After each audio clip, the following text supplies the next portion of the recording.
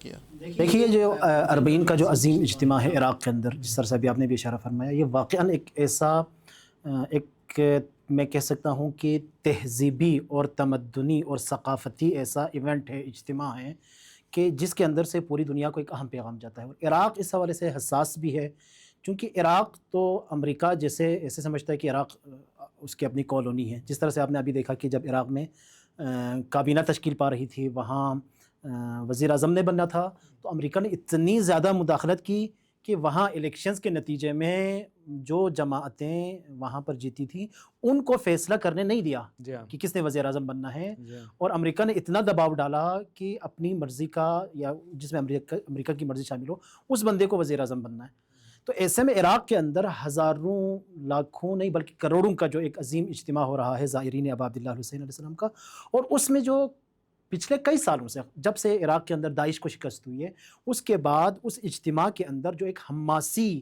مناظر ہم دیکھ رہے ہیں، امریکہ مخالف، اسرائیل مخالف، ظالم اور ایک مخالف،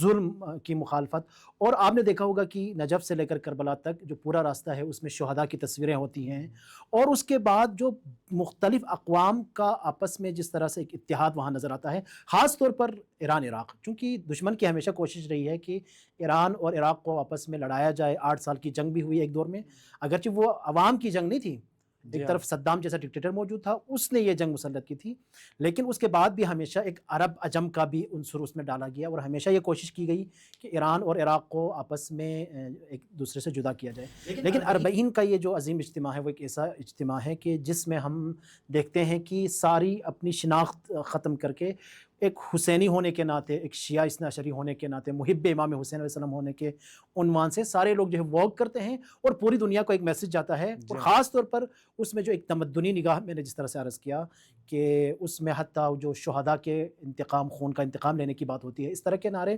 اور اس دفعہ جب رہبر شہید کا خود ظہور امام زمان کی طرف ظہور امام زمان علیہ السلام کی طرف قدم ہے، اور ابھی کچھ عرصہ پہلے ہم نے دیکھا کہ جب رہبر کی تشییع ہوئی عراق کے اندر، اور وہاں جس طرح کی تشییع ہوئی نجف کے اندر، کربلا کے اندر، اور عراقی عوام نے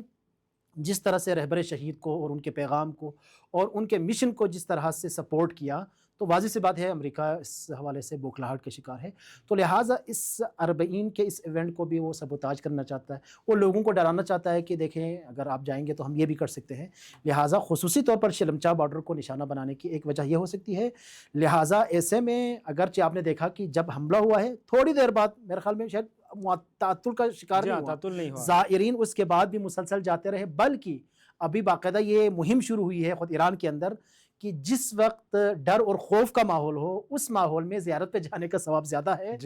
لہٰذا یہ لوگ اب یعنی اگر یہ دشمن کی بھول ہے کہ اگر آپ شلمچا بارڈر پہ یا کسی بھی بارڈر پہ حملہ کریں گے تو زائرین کا سلسلہ رک جائے گا، نہیں بلکہ زائرین کی تعداد میں اضافہ ہوگا۔ یہ ہم نے باقاعدہ دیکھا، اور ابھی بھی وہاں پر کسی قسم کا کوئی تعطل نہیں ہے، اور زائرین مسلسل شلمچا بارڈر سے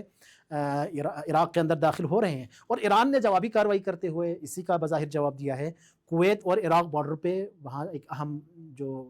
بارڈر کا جو علاقہ ہے اس کو نشانہ بنایا ہے، تو یہ ایران نے بھی ان کو واضح پیغام اور جو ہے جواب دیا ہے کہ اگر آپ ہمارے بارڈرز کے اوپر حملہ کریں گے تو پھر جہاں سے حملہ ہوا ہے ان ممالک کے بارڈرز بھی پرامن رہ نہیں سکتے۔ ابھی یہاں پہ جب ہم پروگرام سے پہلے یہاں آ رہے تھے تو یہ جو شلمچا بارڈر کے اوپر جو اٹیک ہوا ہے اس کے حوالے سے وہاں کے جو صوبے کے جو گورنر ہیں ان سے بات ہو رہی تھی کہ میڈیا والے ان سے پوچھ رہے تھے، انہوں نے کہا کہ بغیر کسی تعطل کے، بغیر کسی پریشانی کے جب سے اٹیک ہوا اس کے بعد سے کوئی مشکل نہیں ہے، زائرین جو ہے وہ اسی طرح سے جوک در جوک اور اسی جذبے کے ساتھ جا رہے ہیں جو پہلے جس طرح سے جا رہے تھے۔ تو بہرحال زائرین کے لیے فی الحال تو کوئی مشکل نہیں ہے۔